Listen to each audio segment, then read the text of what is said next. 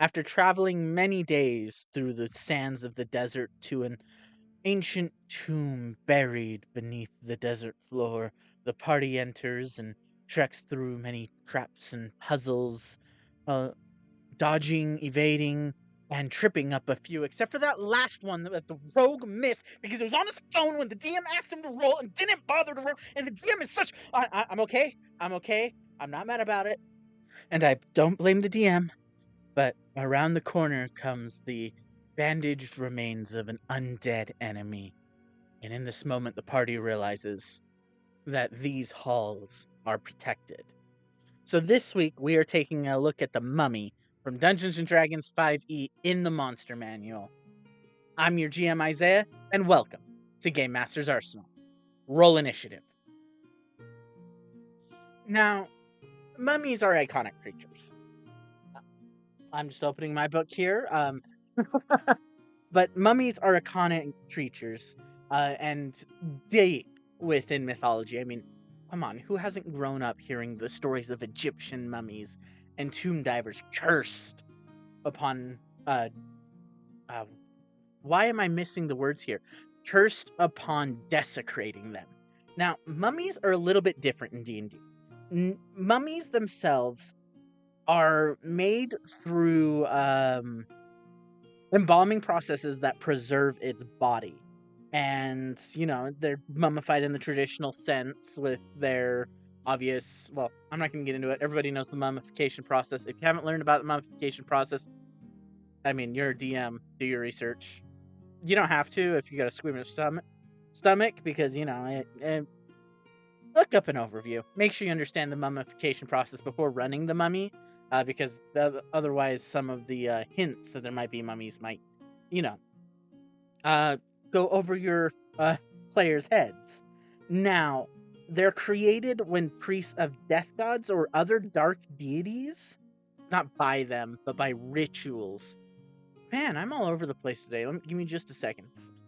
Okay, restarting here. Well, not restarting, but Okay, so as far as their creation, they're created by rituals for dark gods and evil gods, where they are inscribed with necromantic markings in the burial process, and it endures undeath, it animates in response to a condition specified by the ritual caster.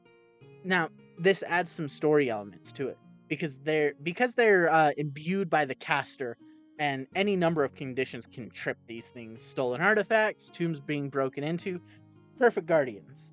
Um, they have no free will. They can talk. They have that much sentience. They don't really talk often, but they have free will enough to well, act upon. They act independently. They're not completely stupid. So as far as fighting them, we'll get into combat later, but as a basic overview, mummies are serving whatever whims and whatever machinations they were put into service for. Now, again, they're a creature of ritual. Their curse can be ended by, returning whatever it is, undoing whatever you did. Some mummies can't be put back, some can. It's the iconic, the undead are rising, the mummies are rising from their tomb and invading the city, and it's all because somebody stole a jewel from the mummy lord's tomb. We are not talking about mummy lords here. That will come later. They're a little bit of a different animal to your mummy. Think mummies as minions, mummy lords as bosses. So, as far as stories for mummies, now stories for mummies, um, there's a few things, a few different ways you can run it, and good or evil campaigns. We've been talking a lot about a bunch of evil campaigns, but that's just because the creatures we've been covering are good creatures. These things are kind of your neutral. The mummy itself is not good or evil. It's following the whims of whatever master put it in its place to serve the condition upon it was raised for. Now, there's a few different ways, few different story hooks because of this. I mentioned one where a bunch of mummies are rising up. That's more of a mummy lord thing. We'll talk about them, like I said, and I don't know why I'm going over that again. um, and so there's a few different story paths to go. the first option is, of course, laying the mummy to rest. If there's only like one or two mummies, they've been raised up, they're angered at some act, whether their tomb has been invaded, treasure stolen, uh, even like their families killed in brutal ways. So revenge seekers. I mean, the other option. So there's the trying to put them back to rest, which is kind of your going to be your standard thing. I don't think many players would think like that's an odd quest hook to put a mummy to rest, and because of the nature of putting a mummy to rest, there's many different ways you can go about it. Because they could kill the mummy for good, take it out of the picture, or they could do the right thing and undo whatever brought it back, whatever curse triggered this. Another thing would be capturing a mummy, studying mummies, trying to understand how they work. Maybe a church is looking for test subjects because mummies have been raised up more and more in the desert, and they're trying to understand the source of this. This is a plot hook into a much larger story, not just including mummies. But the party doesn't need to eliminate a mummy; they need to capture a mummy and return it to be studied so that it can be understood. Maybe they just need the wrappings, so they're trying to retrieve something. They're trying to understand why mummies are coming back. So that could be an interesting story hook if you're looking for that desert theme campaign, Lawrence of Arabia style, or Aladdin style. That'd be pretty cool. Another one that you wouldn't see as often is aiding a mage in resurrecting a mummy. Because mummies, the condition to being brought back can be any number of things, including needing information. So when if your party's looking for information, mummies are a great exposition dump, because they don't talk very often. But if they're revived by a master and they chat, they have a lot of information at their disposal. Because they're normally powerful people, not lords and kings. But there's a reason why they're cursed with this. They're not everybody is put under the mummy's curse, like in a kingdom. No, it's very specific people, usually powerful, usually fearsome, usually intelligent. So reviving a mummy to, you know, reviving a mummy to get the information that you need you're leaning into the neutral to evil side there. With reviving a mummy in the first place, you're dealing with necromancy. So, uh, take on that what you will.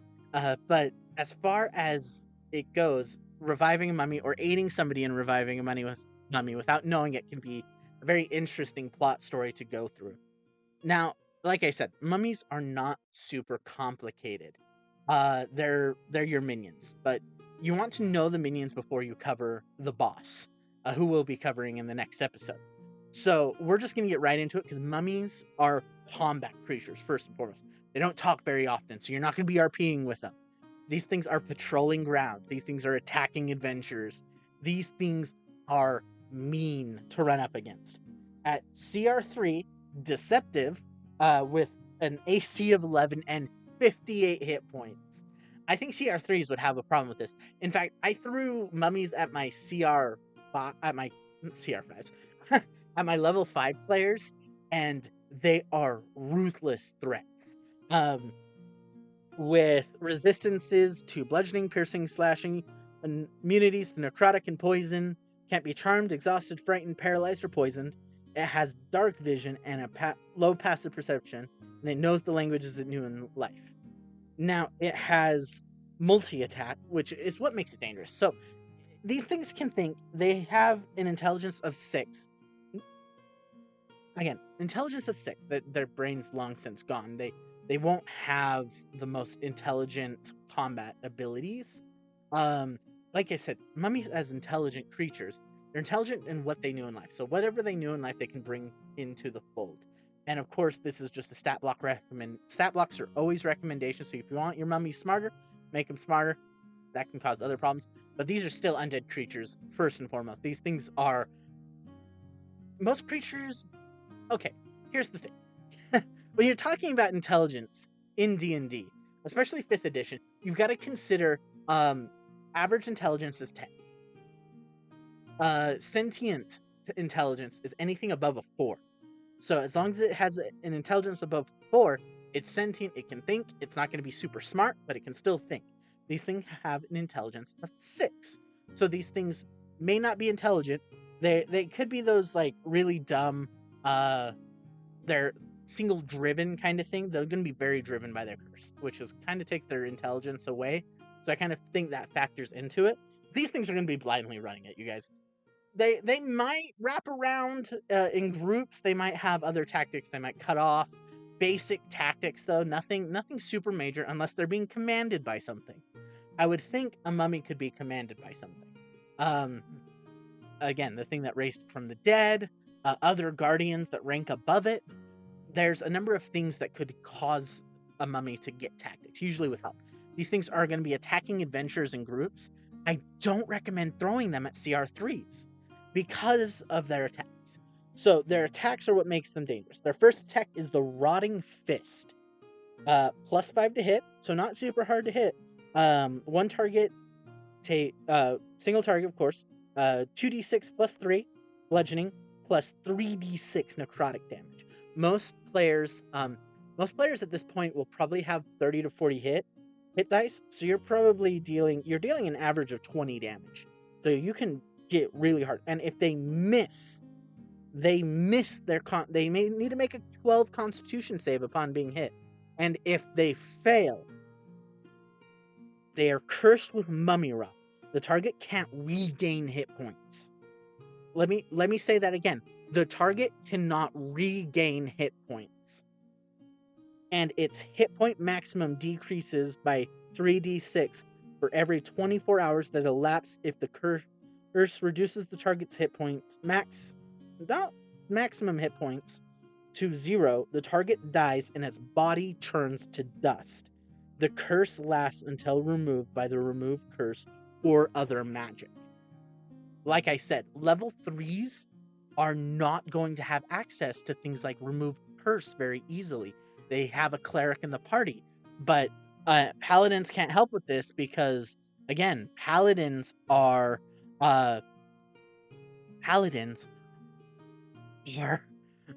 only cure poison. They can only cure poison, and remove curse is a 3rd level spell, so it costs a lot of money at the at a store to get this removed. Store at a church if you can find it to get these removed. And of course, you're in the middle of the desert, usually out in the middle of nowhere, probably days from home, any sort of town. Which means if the players are not prepared for a mummy fight, this could be a potentially lethal encounter. Lethal, like they get out and they still die and they turn to dust, which means true resurrection is the only thing bringing them back, and that's not happening very easily. Its other attack, but the Dreadful Glare. It targets one creature it can see within 60 feet. The target can see the mummy. It must succeed on a DC 11 Wisdom saving throw against this magic, or become frightened until the end of its next turn. Sorry, end of the mummy's next turn. If it fails by a saving throw of 5 or more, it is also paralyzed for the same duration. A target succeeds on the saving throw is immune to the Dreadful Glare of all mummies for the next 24 hours. It walks around the corner, hits the Dreadful Glare. Say half the party fails. Guess who just won the fight? Guess who just landed enough hits to cause mummy rot on the tanks? Guess who needs to go back to town for healing? Mummies are threatening characters in a fight, no matter what level you throw them at, because no matter what, you can still fail a saving throw. That Constitution saving throw is a death sentence to lower level characters. CR3, level 3, level 5. No cleric in the party. Nobody who took remove curse, because most players don't take remove curse. And who wants to burn their 3rd level spell slot on remove curse? I think the answer to this is an entirely different animal. In fact, it's one that I've implemented in my game. So in my game, I knew they'd be going up against mummies. they went up against mummies. They got back to town. Somebody almost died from mummy rot. They paid almost all their gold to get him healed, and then they met. They decided to do some downtime in town. You know, take a break, relax, breathe. Panic, of course, about mummies. And one of them decided to seek out a potion shop person. And when he mentioned mummies, the potion shop owner, who is an alchemist, said, "You know, I'd like to study them. Can you bring me one of their hands?" And so their next expedition in, because I like my long dungeons where they're in there for multiple days at a time, multiple trips, finding treasure and everything, but danger along the way. They cut off a mummy's hand after defeating it, brought it back to the alchemist, and they haven't picked it up yet, but the alchemist will provide them with 3 potions of mummy rot, which will cure them of mummy rot. I know it's a curse, but alchemy potions. I think mummy rot's closer to a poison, but classified as a curse.